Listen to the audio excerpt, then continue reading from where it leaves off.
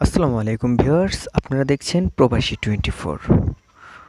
সঙ্গেই থাকুন। আজকে আপনাদের এমন একটি মন্ত্র শিখাবো যেটা ইটালির সবাই জানে, কিন্তু কেউই বলে না যে এই মন্ত্রটা আপনি ইউজ করেন, আপনি আপনার নিশ্চিত হইতে পারবেন আপনার কাগজটা আসলেই কি জমা হয়েছে কিনা।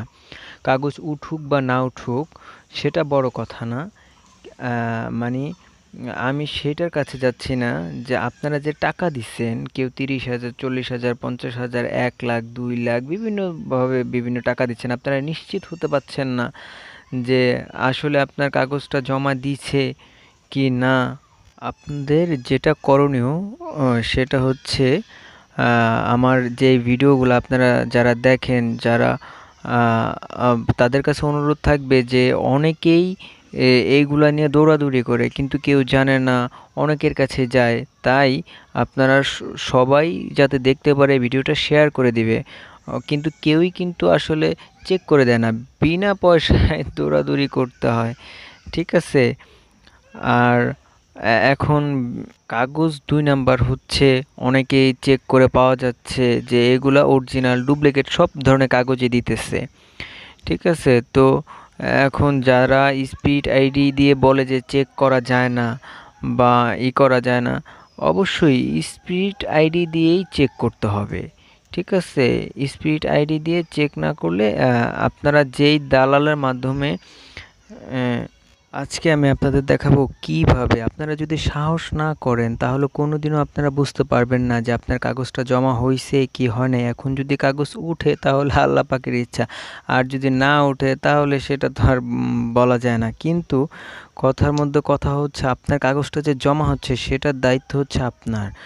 তো এই জিনিসটা সবাই জানে, ইতালির সবাই এই জিনিসটা জানে যে এই একটা রিসিপ্ট থাকে, যেই রিসিপ্টটা যার যার মাধ্যমে টাকা দিয়েছেন তাকে সাহস করে বলেন যে স্পিড আইডি দিয়ে প্রোফাইলটা চেক কইরা কি রেজাল্ট আছে সেটার একটা ছবি দেওয়ার জন্য।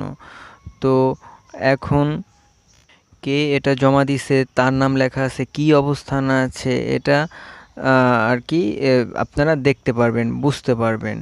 হ্যাঁ, তাহলে আপনাদের যদি কাগজ ভালো অবস্থায় থাকে তাহলে ইচ্ছা হলে অবশ্যই, মানে আল্লাহর ইচ্ছা থাকলে অবশ্যই বের হবে, ঠিক আছে। কারণ সাহস করে আপনার বলতে হবে, যার মাধ্যমে টাকা দিছে বা দিচ্ছেন আপনারা, ওই তাদেরকে বললে সে অবশ্যই আপনাদের স্পিড আইডি দিয়ে চেক করে দিলে, আপনারা ছবি তুলে দিলে আপনারা বুঝতে পারবেন আপনাদের কি অবস্থা। তাহলে আপদ বিদায় হয়ে গেল যে এটা ভালো অবস্থানে আছে, এটা খারাপ অবস্থানে আছে, এগুলো আপনি বুঝতে পারবেন।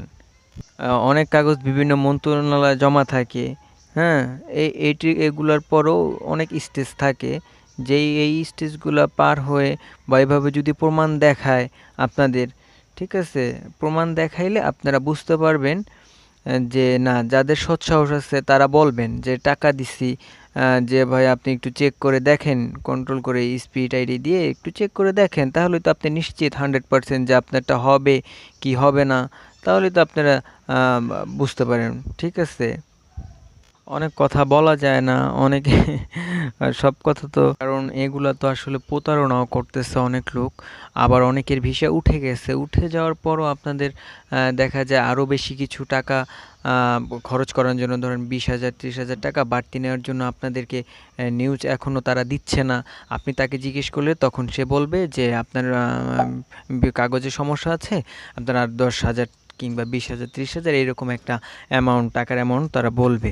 তো তখন আপনি তাকে দিবেন, তাহলে ভিসা উঠে গেল।